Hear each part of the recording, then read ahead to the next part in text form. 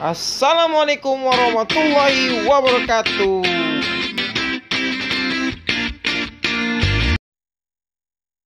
Assalamualaikum warahmatullahi wabarakatuh. Hai, perkenalkan, nama Ustadz adalah Ustadz Febrandi Kananda, biasanya dipanggil Ustadz Dika.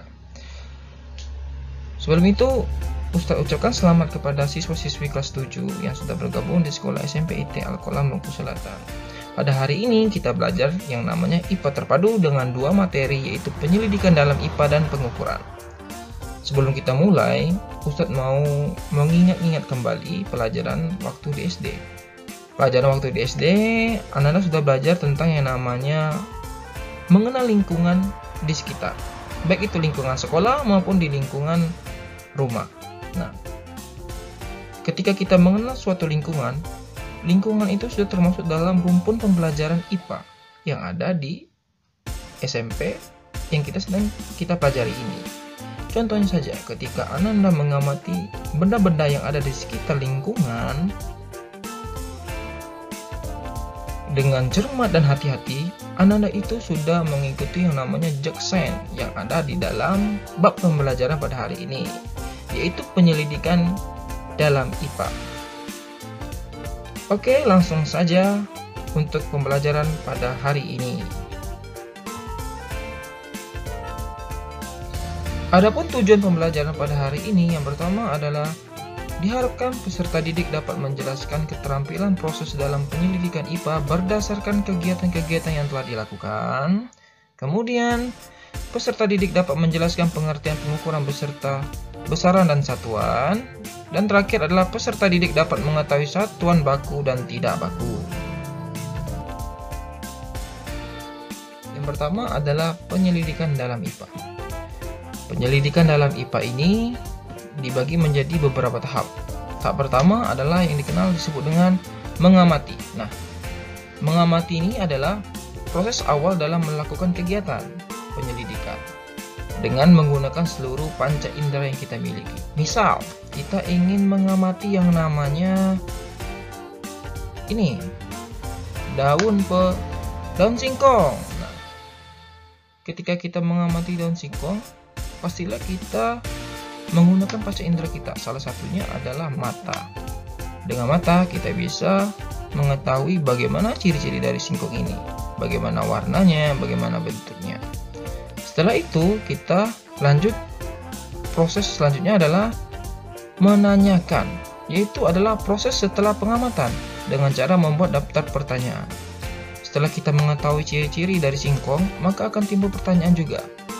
Apakah daun singkong ini sama bentuknya dengan daun-daun yang lainnya? Contoh kita bandingkan dengan daun pisang.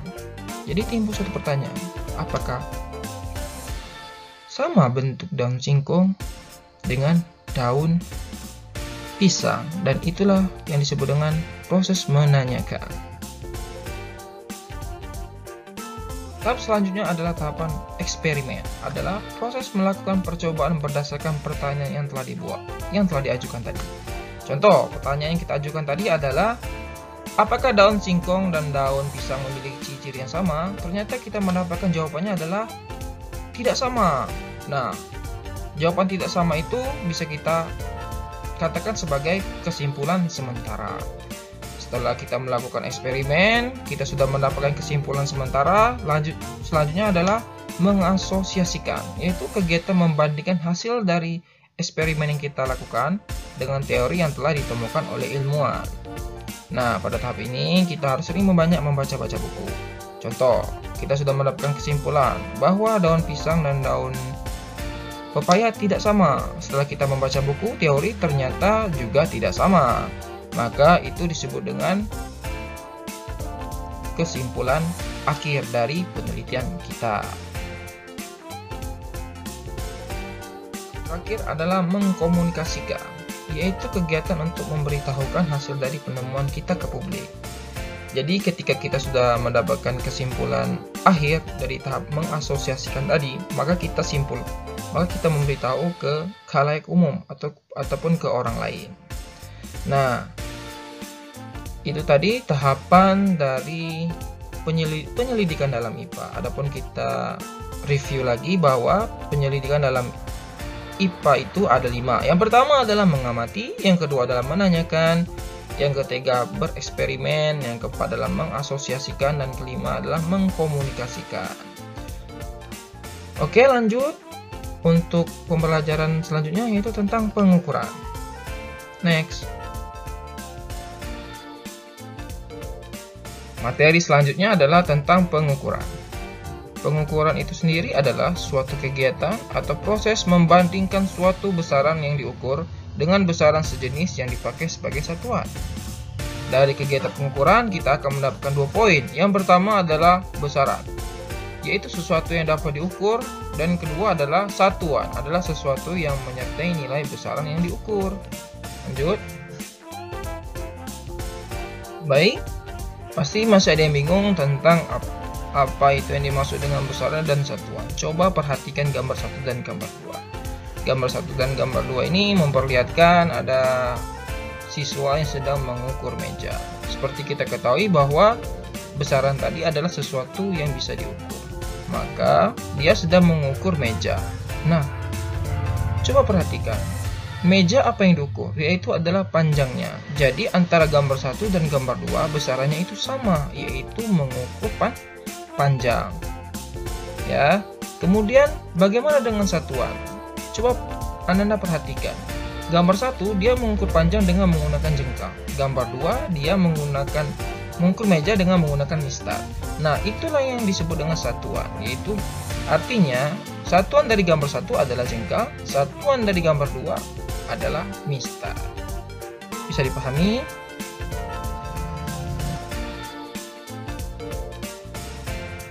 Baik, pelajaran pada yang terakhir adalah tentang satuan baku dan satuan tak baku. Satuan baku adalah satuan yang disepakati, misalnya meter, kilogram, dan lain sebagainya. Nah, timbul pertanyaan, mengapa satuan baku ini harus disepakati? Artinya harus dapat digunakan oleh khalayak umum. Nah, misal kalau kalian mau mengukur baju dengan ukuran 3 jengkal tangan kalian, maka ketika tukang jahit itu memukul dengan 3 jengkal tangannya pasti berbeda. Maka itulah pentingnya digunakan yang namanya satuan baku, yaitu satuan disepakati oleh semua orang.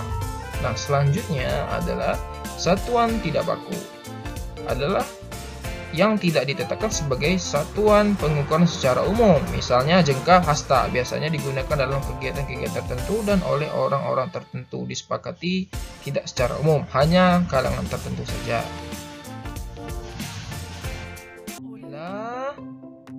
Mungkin itu saja pembelajaran kita pada hari ini. Semoga bermanfaat, khususnya untuk kelas 7 pada mata pelajaran IPA terpadu. Apabila ada kata yang salah, Ustadz mohon maaf. Dan terima kasih atas perhatiannya. Ustadz ucapkan wassalamualaikum warahmatullahi wabarakatuh. Sampai ketemu pada pembelajaran selanjutnya.